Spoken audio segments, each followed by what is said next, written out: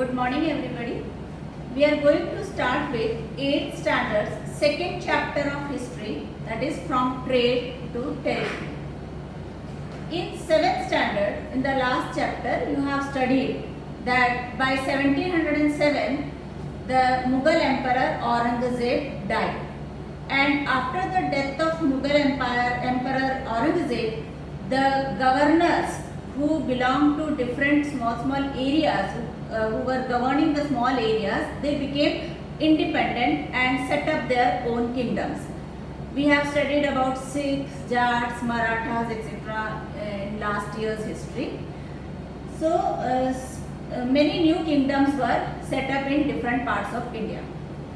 But before the death of Aurangzeb itself, the British had already came to India and they have started trading with India.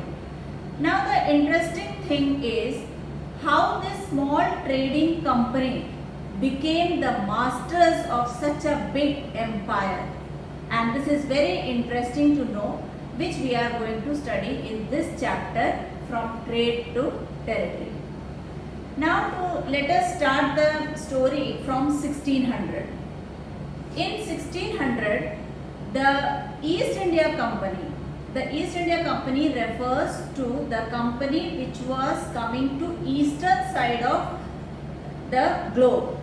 The western countries, the Britain and all are western countries, and India is eastern country. So the East India Company, which wanted to trade with East, they took permission from their queen, that is Queen Elizabeth of England. So Queen Elizabeth of England gave them a charter, and according to that charter, this English East India Company had the right to trade with the eastern countries. And the good thing about this charter was that this charter was given only to English East India Company. That means no other trading company were having the right to trade with the eastern countries. So with this charter, the British, that is the English East India Company, came to India for trade. But by the time they came to India, they came to know that already Portuguese had their base in India, and they have already started trading with India. The first Portuguese sailor was Vasco da Gama, who came in 1498, and he reached Calicut, and from there he went to Goa and set up his base in Goa, and they have already started trading with India. Slowly the other European powers like Dutch also started trading with India, French also started trading with India. So in India, apart from English East India Company, there was Portuguese East India Company, there was Dutch East India Company, then there was French East India Company also, which was already trading with India. So now the British and the Dutch and the French, all of them wanted to trade in same items, and those items were silk and cotton as textile, and from spices all of them wanted cinnamon, cardamom, then cloves, then pepper. These are the spices which all of them wanted. So the problem was, all the companies who were trading with India, they all demanded the same thing. When all of their demand was same, when the demand increases, the price also increases. So this competition among these East India companies pushed the prices of these things.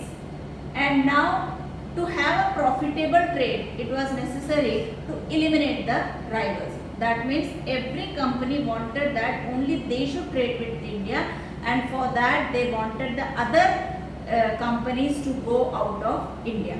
And for that, to have a secure market for themselves, they all started having war with each other, and a fierce battle started among all these East India companies. Now in this battle, the main thing what they did was they sank the ship of the rival parties. Then they blockaded the routes of the trading companies, and they prevented ships from moving the goods. So these things were done. Each company blockaded each other's ships and routes and did not allow them to trade. So because of this fierce battle, the trading became a thing which was done with arms. Usually arms are not involved in trading, but here trading was done with the help of arms, and the trading posts need to be fortified. Now every East India Company wanted a profitable trade, and for that everybody built forts or fortified the areas where their offices were there. These two things, that means to fortify the settlement and to profitably rule, they had to engage in conflict with the local rulers. One of the example I will tell you of conflict with local rulers for profitable rule. That is, in the English East India Company set up their base near the Hooghly River. In that is the English factory was set up near the Hooghly River. Now, what is exactly meant by factory? Factory means it is a place where there is a warehouse. Warehouse means where the things are stored before it is loaded into the ship. So they collect the things from different rulers and store it in a place which was called as warehouse. So warehouse was the storing place, and they were having offices from where the officials worked. So in a factory there were offices and there were storehouses also. Slowly these officials wanted that the traders and the merchants should also settle near these factories. So when traders and merchants also started settling near the factory, it became a big settlement. Now, to protect this settlement, it was necessary to fortify it. That means to build forts all along the settlement so that the rival power may not come and attack their forts or attack their settlements. So fortification was done. So similar fortifications was done by the English East India Company also. Now, after doing the fortification, they protected their settlements.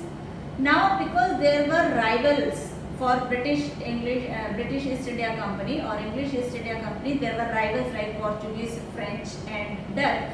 So to gain more profit, the British East India Company, they bribed the Mughal authorities, and by giving bribe, they wanted the zamindari rights of 3 villages of Bengal region. That means to get the zamindari rights means they will get the right to collect revenue from these 3 villages, which will increase the income of the British East India Company if they get the revenue. So the Mughal authorities gave 3 villages to British East India Company or English East India Company, and they started collecting revenue from those villages. And one of that village was a village called Kolkata, which is now big city, Calcutta. Now, so they got the zamindari rights of 3 villages. English East India Company got the zamindari rights. Now, apart from getting the zamindari rights, they demanded one more thing. They demanded from Aurangzeb that Aurangzeb should issue a farman, and in that farman, it should be written that the British East India Company or the English East India Company has the right to trade duty free in India. Duty free matlab they don't have to give tax to Aurangzeb or the Mughal emperor to trade with India. So duty free trade was profitable for British. So Aurangzeb issued a farman by which they can do duty-free trade in Bengal. Now, apart from these two concessions which they received, the English East India Company wanted more concessions so that they can increase their profits. And not only they wanted more privileges, but they started manipulating the existing privileges. That means existing privilege means Aurangzeb has issued the farman that only English East India Company as a whole has the right to trade duty free. But how they manipulated it? Each and every official of the English East India Company also started a private trade. And they also stopped giving tax to the emperor or the local ruler.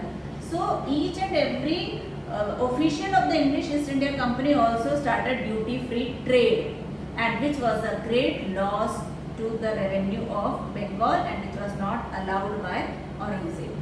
So when this type of revenue loss occurred, the local ruler of Bengal, that is the Nawab of Bengal, who was at that time Mushid Quli Khan, he protested, and this protest continued after Mushid Quli Khan also. So this sentence, effort to fortify settlement and profitable road led to conflict with local rule.